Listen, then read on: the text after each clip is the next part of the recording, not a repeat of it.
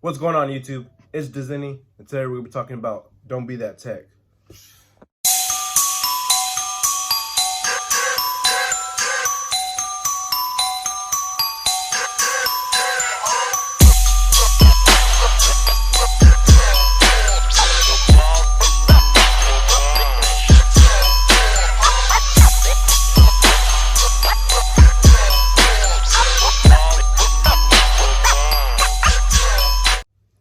All right, so let me just start with, so I want to say back in April or May of last year, I did a water pump on a Dodge Journey. Now on those V6 motors, they have like an O-ring for the water pump that sits behind the timing belt cover. So I did that whole repair or whatever. And last month, that lady with the vehicle went to Midas for an oil change. Midas told her that her vehicle was unsafe to drive and she couldn't drive it and that needed to be fixed right then and there because her coolant was black and filled with oil.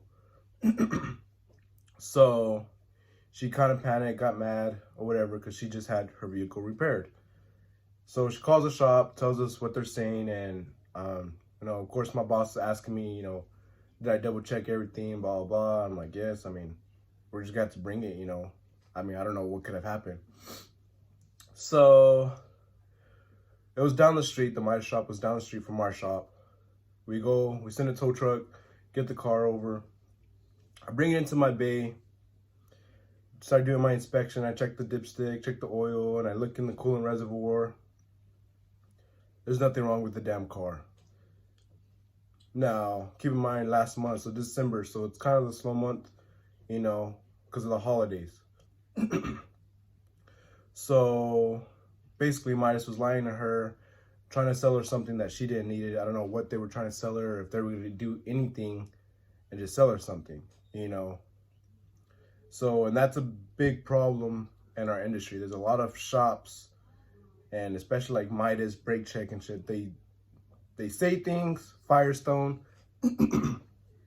had a buddy who worked at Firestone, for about 8 years, and he ended up leaving, and he told me that, they would, sell a customer a bunch of stuff, but wouldn't even put half the parts on there that they said they sold them.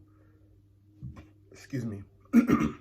Just to make more money, to profit for the slow times, or they would lie, and say, well, you need this, when it was just, a simple plug-in of a part or something like that.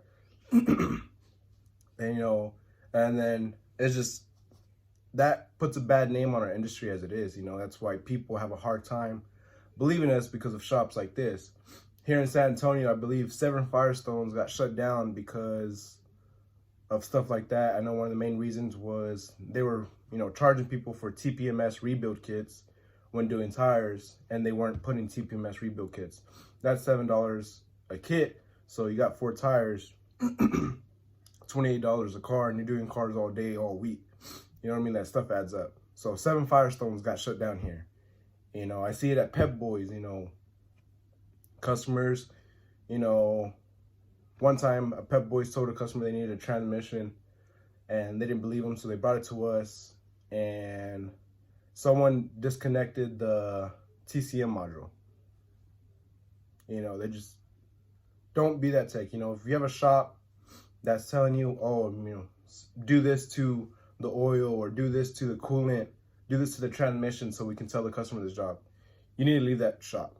Don't be that mechanic. It puts a bad name on us, and not only on us, you as well. I couldn't do that shit. That's one of the main reasons I became a mechanic, because I got screwed over by other mechanics, and it just really pisses me off, a really pet peeve, so be honest in your work, and if you're in a shop like that, get out of there, find another shop, don't become that stuff, because the way social media is now these days, your name can get ruined instantly, and they're not gonna, and if that person finds out what you did, the shop's not gonna take the blame for them, they're gonna blame the technician. Well, this technician told me that's what it needed, so that's why we did it. You're expendable, they don't care. You're replaceable. So don't be that mechanic. Anyways, Hope you like this little rant that I say. I just, new techs, if you're seeing that, get out, find a new shop, be better, you know, have pride in your work, and have some integrity. Thanks for watching. I'll see you in the next video. If you want to follow me on Instagram, you can at It's Dezini, or you can follow me on Facebook at It's Dezini Automotive. Anyways, thanks for watching. See you in the next video.